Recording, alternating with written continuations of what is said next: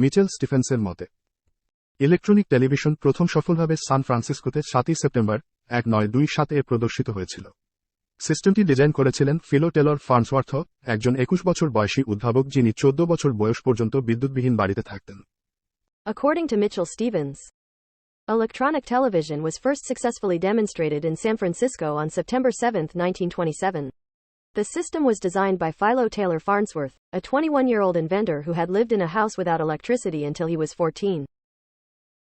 History of Television from Grolier Encyclopedia article by Mitchell Stevens. Few inventions have had as much effect on contemporary American society as television.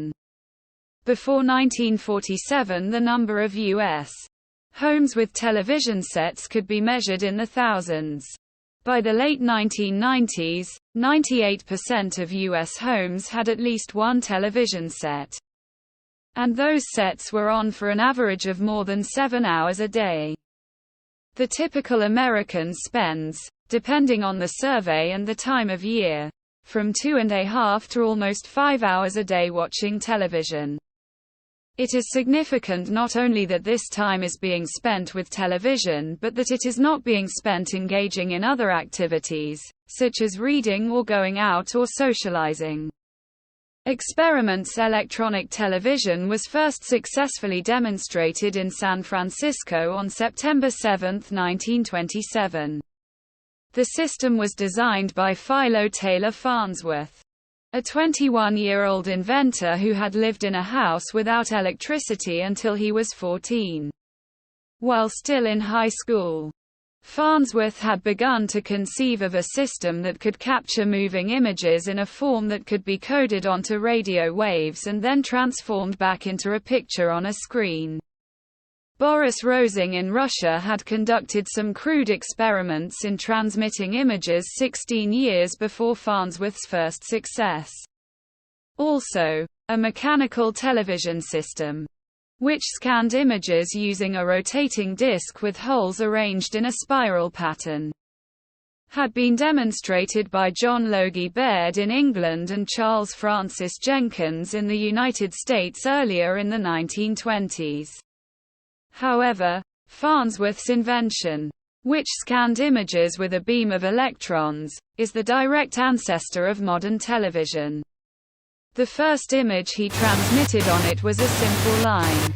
Soon he aimed his primitive camera at a dollar sign because an investor had asked, "When are we going to see some dollars in this thing?" Farnsworth. Early development. RCA, the company that dominated the radio business in the United States with its 2 NBC networks, invested $50 million in the development of electronic television. To direct the effort, the company's president, David Sarnoff, hired the Russian-born scientist Vladimir Kosma Zworykin, who had participated in Rosing's experiment. In 1939, RCA televised the opening of the New York World's Fair, including a speech by President Franklin Delano Roosevelt, who was the first president to appear on television. Later that year, RCA paid for a license to use Farnsworth's television patents. RCA began selling television sets with 5 by 12 in 12.7 by 25.4 centimeters picture tubes.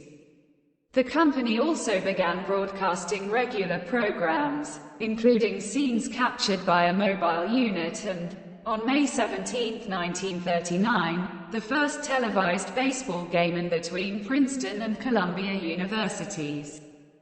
By 1941, the Columbia Broadcasting System, CBS, RCA's main competition in radio, was broadcasting 2 15-minute newscasts a day to a tiny audience on its New York television station. Early television was quite primitive. All the action of that first televised baseball game had to be captured by a single camera.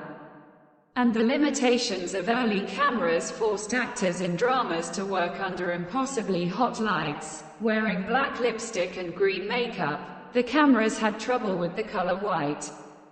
The early newscasts on CBS were chalk talks, with a newsman moving a pointer across a map of Europe, then consumed by war.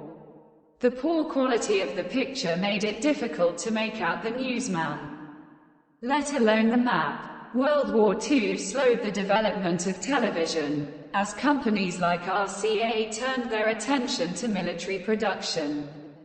Television's progress was further slowed by a struggle over wavelength allocations with the new FM radio and a battle over government regulation. The Federal Communications Commission's, FCC, 1941 ruling that the National Broadcasting Company, NBC, had to sell one of its two radio networks was upheld by the Supreme Court in 1943. The second network became the New American Broadcasting Company, ABC, which would enter television early in the next decade. 6 experimental television stations remained on the air during the war, known each in Chicago, Philadelphia, Los Angeles, and Schenectady, New York, and 2 in New York City. But full-scale commercial television broadcasting did not begin in the United States until 1947. The beginning of commercial television by 1949, Americans who lived within range of the growing number of television stations in the country could watch, for example, the Texaco Star Theater, 1948, starring Milton Berle, or the children's program, Howdy Doody, 1947-60.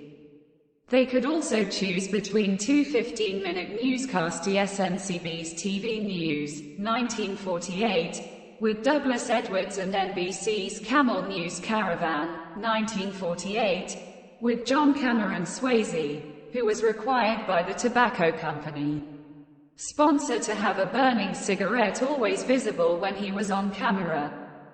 Many early programs, such as Amos and Andy, 1951, or The Jack Benny Show, 1950-65, and were borrowed from early television's older, more established Big Brother network radio. Most of the formats of the new program's newscasts, situation comedies, variety shows, and dramas were borrowed from radio, too. See radio broadcasting and television programming. NBC and CBS took the funds needed to establish this new medium from their radio profits. However, television networks soon would be making substantial profits of their own, and network radio would all but disappear, except as a carrier of hourly newscasts. Ideas on what to do with the element television added to radio, the visuals, sometimes seemed in short supply.